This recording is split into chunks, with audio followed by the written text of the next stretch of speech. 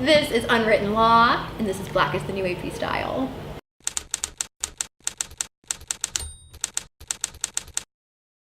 So, 25 years. You guys are celebrating. Yeah, it's a celebration. That's nuts. Yeah, it's crazy. You know what? It's weird because I'm not sure if I'm like, because I didn't name the tour. Right. You know? And then it was like congratulations on 25 years. I'm like, fuck, do I really want to hear that? Like, oh my god, that immediately makes me a dinosaur. Like I'm Jurassic. No. So like I was like, well, thank you. Obviously I thank them, and then You're a polite guy. Yeah, and then I try to be, and then I go into my head, I'm like, fuck, man, 25 years, that's so long. Like, you're gonna hate my questions then. I'm already gonna tell you that right now. Okay, sweet. I can't wait. So let's start with the first one then. Was there a piece of advice that you would have loved to have had when you started 25 years ago? Yeah. Anything in particular? Yeah, like it's a chess game. It's not checkers, and don't take everything for granted. You know, like really, we just partied so hard and fucking burned so many bridges that like we just didn't care, which I guess kind of gave us a bit of notoriety or whatever. But like in hindsight, I wish I would have really just focused on what was the reason I was there, which was the show and the music. And for us and our band, it was really about who could out-party each other and who could, beat up something or whatever. It was a shit show. And so I just wish that I had gotten the knowledge to be like, yo, this is what you're meant to be doing, focus. And yeah, that's pretty much my thing. That kind of leads me to going off of when you guys started, there was just a huge scene of relatively the same people from California coming out with the same genre of music, and you guys are all, still to this day, you're very much more of a camaraderie than a competition. So how did you guys kind of keep that basis versus kind of fighting for who was the better band in that genre? You know, it was really camaraderie, and I just think that at that time, we didn't even know, and none of the bands really knew what was going on, especially when it first started. Then, Green Day hit, then Blink hit, and Offspring, and so on and so forth. Right. But it was just oh, we're all having fun. Oh, there's people at our shows. Oh, there's people buying merch. Oh, there's, whatever. There's girls that like our band. It's crazy. And so, yeah, it never really was, at least for us, it wasn't a pissing contest at all. However, when it came to studio time, we really wanted to make sure that we didn't follow that format. So when that really started hitting and becoming quite honestly the main focus of music, it was just do this beat and then write 4 chords over it and then put a melody over it. And it's as soon as that happened, I was like, I simply cannot do that as an artist, because I guess that's what it comes down to it. And so I had to drop to detuning and do broken riffs and do crazy stuff, and which kind of casts us out of the punk category to a certain degree, which I'm not entirely upset with. But it was we get labeled that, and we're still labeled to say punk, and I'm like, oh, it's punk rock in spirit for sure, but not really punk rock. It's changed so much since then. Yeah, and it'll continue to evolve as well. Yeah, so it's just I'm not going to sit here and make the same record over and over and over again. I have to make a new piece of art every time I do it, and the way I see fit. So it's true, or else it's just a lie, and that's not art, what I'm saying?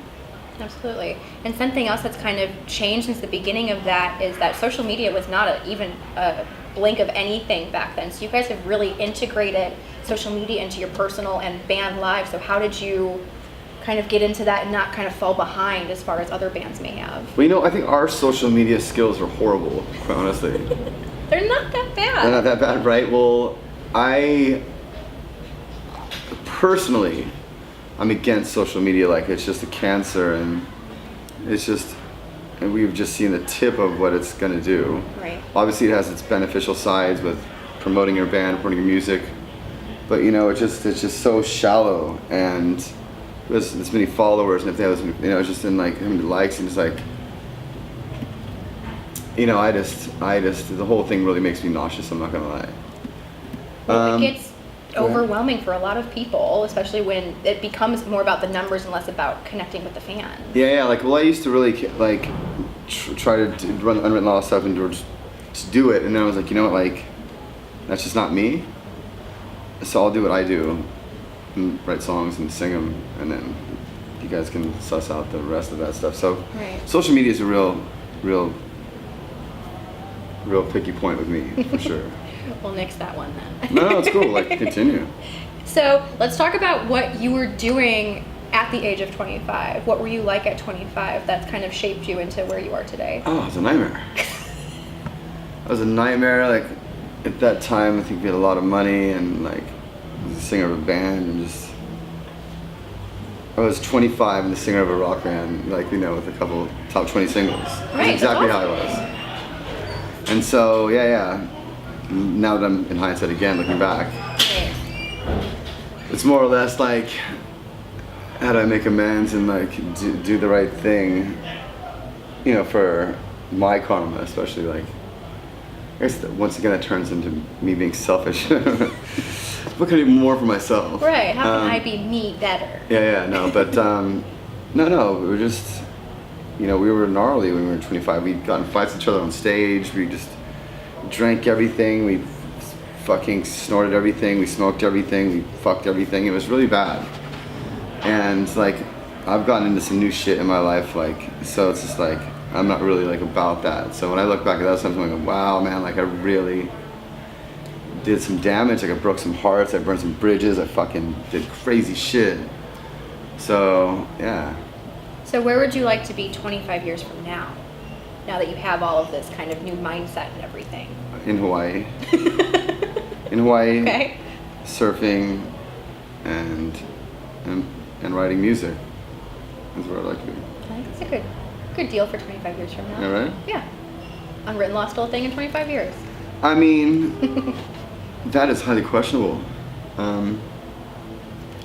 Who knows this band? It was like cockroaches. We just won't die. It just won't go away. That's not how I would term it. Yeah. Well, I'm just saying, like, there'll be a nuclear explosion. We're still gonna be fucking playing songs. Like, dude, like, come on. I'm not opposed to that at all. Oh, thank you. I mean, you guys have been through quite a few lineup changes and just a lot of stuff that's happened throughout this journey. Was there a moment that you were concerned that it wasn't going to keep going, or was there a part where you didn't want it to keep going? Oh yeah, for sure. Like, I started like 5 other bands, and you did.